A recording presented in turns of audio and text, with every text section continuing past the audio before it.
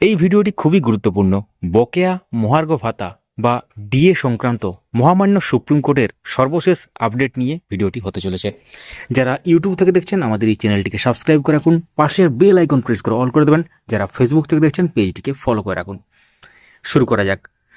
গত 19শে আগস্ট 2026 এই সংক্রান্ত মামলা শুনানি ছিল মহামান্য সুপ্রিম কোর্টে। অর্ডার কপি সামনে চলে এসেছে, আমরা স্ক্রিনে দিয়ে দিলাম। তো এখানে কিছু গুরুত্বপূর্ণ ব্যাপার সামনে এসেছে। মনিটরিং কমিটির রিপোর্ট, বিভিন্ন পক্ষের প্রতিনিধিত্ব, গুরুত্বপূর্ণ কিছু নির্দেশ এবং পরবর্তী শুনানির তারিখ, এই নিয়ে সম্পূর্ণ ভিডিওটি বিস্তারিতভাবে আপনারা এবার জানতে চলেছেন।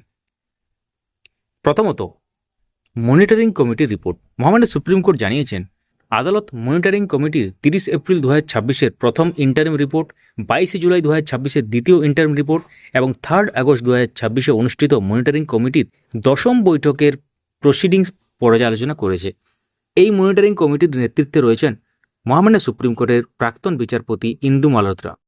দ্বিতীয়ত, বিভিন্ন পক্ষের প্রতিনিধিত্ব। মনিটরিং কমিটির সামনে বিভিন্ন পক্ষকে প্রতিনিধিত্ব করার জন্য যে আইনজীবী ও প্রতিনিধির নাম প্রস্তাব করা হয়েছিল, আদালত তাদের সংশ্লিষ্ট পক্ষেরও এই মনিটরিং কমিটির সামনে প্রতিনিধিত্ব করার অনুমতি ও অনুমোদন দিয়েছে।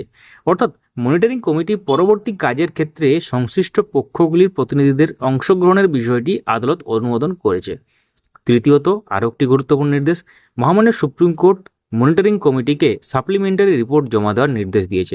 আদালতের নির্দেশ অনুযায়ী ওই অর্ডার কপি বেরোনোর তারিখ থেকে 8 সপ্তাহের মধ্যেই সাপ্লিমেন্টারি রিপোর্ট আদালতের সামনে পেশ করতে হবে। এই রিপোর্টে মনিটরিং কমিটির পরবর্তী পর্যায়ের কাজ এবং যেসব বিষয় এখনও বিবেচনাধীন রয়েছে তার অগ্রগতি গুরুত্বপূর্ণ হয়ে উঠতে পারে। চতুর্থত, 7,700 কোটি টাকার বিষয়। শুনানির সময় ভারতের সলিসিটর জেনারেল আদালতকে জানান যে এখনও পর্যন্ত রাজ্যের পক্ষ থেকে আনুমানিক 7,700 কোটি টাকা বিতরণ করা হয়েছে। আদালতের নথিতে বলা হয়েছে এই অর্থ বিভিন্ন অ্যাকাউন্টে জমা রয়েছে। এটি এই শুনানির অন্যতম গুরুত্বপূর্ণ বিষয়। এবার সবথেকে গুরুত্বপূর্ণ পরবর্তী শুনানির তারিখ।